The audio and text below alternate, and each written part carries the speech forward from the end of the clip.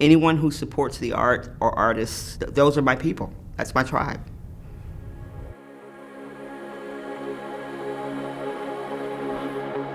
In 2023, South Fulton Institute supported our Black Music Month program, which was an interactive, immersive experience going through 5 decades of hip-hop art, culture, fashion, memorabilia, and history. And South Fulton was a partner with us on that, which serviced 1,500 Metro Atlanta residents.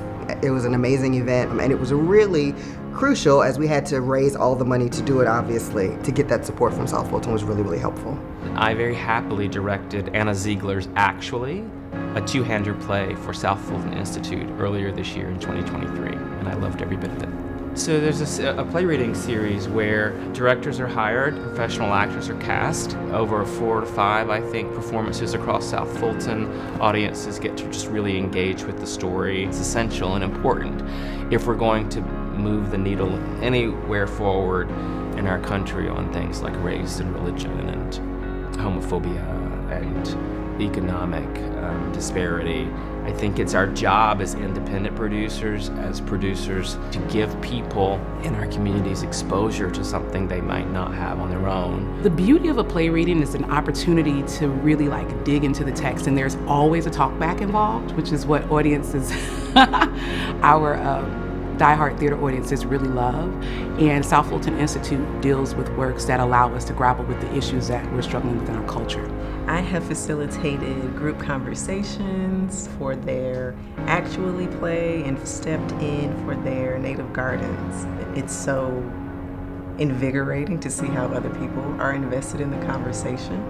And it's refreshing to know, even stepping outside of the community that I'm working in, that people are wanting to have these conversations but don't necessarily know where to start or how.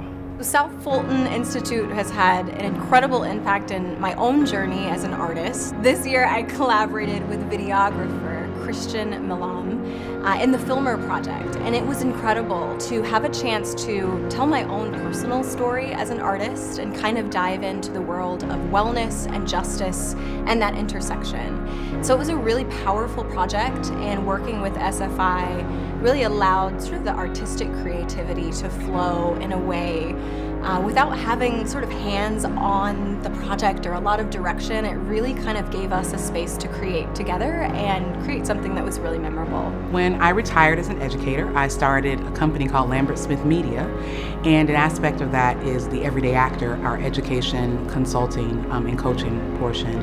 Support from institutions like the South Fulton Institute make me breathe just a little better at night, because at the end of the day, it's you and you answer to you. And so knowing that other organizations see what you're trying to do, and in this case, my goal is to help any artist find their confidence within. The South Fulton Institute has provided a partnership where I am able to bring literary programming to the community. The value is incredible. It allows me to bring in people and actually pay them. I believe in paying artists what they are worth. South Fulton Institute has supported us in some of the public art programs that we've been doing over the years, which is super important as arts organizations nationwide are always experiencing, budget cuts. And so our relationship with South Fulton Institute has really been instrumental in us being able to continue our programming. In addition, we worked with SFI in partnership through Challenge the Stats in presenting an incredible artist, Jessie Diaz. We were able to bring her to the South Fulton area. She is an Afro-Cuban singer, songwriter, dancer, percussionist, and her and a 7-piece band created an incredible show at East Point City Hall where folks were dancing, enjoying themselves, and really being immersed into what Afro-Cuban culture looks like, means, and feels like. There is nothing like sitting in a room with other people without remote controls to stop and start, and breathing the same breath and being a few feet away from a live performer. It's pretty magical. We live in a world where so much of the arts are being vilified or just flat out taken away. I think that it's important to make sure that this art form is out there, or this outlet is there for people to become part of that process and have some appreciation for the arts. It's having a space where art meets the professional, art meets the social media, art meets everyone where they are. It's a really a true vehicle to talk about these things.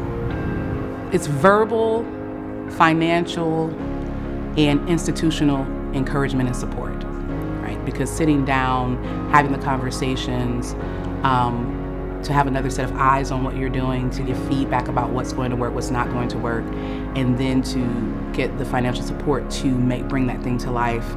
There's nothing like it. Some days, I'm sure you hear from entrepreneurs all the time, you wake up in the morning like, should I go back to the 9 to 5 or should I keep going?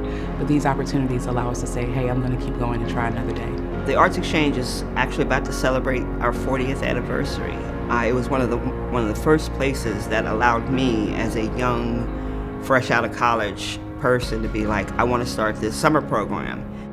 Growing community is an art, and just being a part of that, it just makes me feel really alive and really grateful for organizations like South Fulton Institute that help us to provide that platform for not only our tenants, but for the people who visit our space.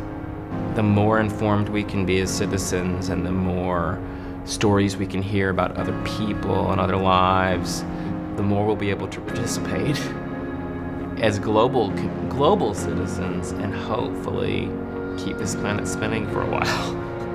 That's how it started way back, right? Sitting around a campfire, telling stories to each other. It's really important for the community to have free and open access to art and culture because it is what creates community amongst us. So it's really part of how we know ourselves, how we show the world who we are, how we express our creativity and our individuality, but how we also find common ground. So it builds community. And so it's really important for us. Without the arts and culture, we don't have community.